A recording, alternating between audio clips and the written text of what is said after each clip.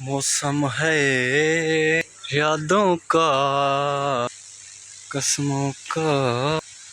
आज भी बहुत ही बड़ा खूबसूरत मौसम, क्योंकि आज बादल ही बादल हैं लेकिन बारिश नहीं हुआ। अभी तो हमारा ज़मीन खुश्क भी खुश्क है। बारिश होगा तो इसका खुश्की ख़त्म होगा। हैं?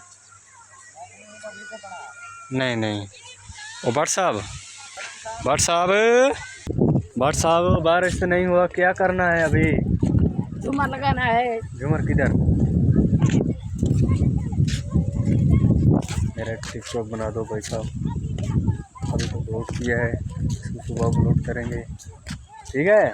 ओके। अभी तुम काम पे नहीं गया उधर कतराई से? क्यों यार? आज का दिन छुट्टी कर ली। नहीं यार, तुम गया? हाँ जी। कितने दिहाड़ी लगे? 600। 600?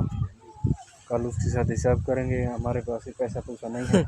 उसको बोलो पैसा पूसा दो, ठीक है? उसने कहा था सुबह दूंगा। सुबह सोमवार वाला देंगे वो, क्योंकि चेक पास होगा सोमवार में, ठीक है? अल्लाह हाफ़िज़, समझा रहे हैं।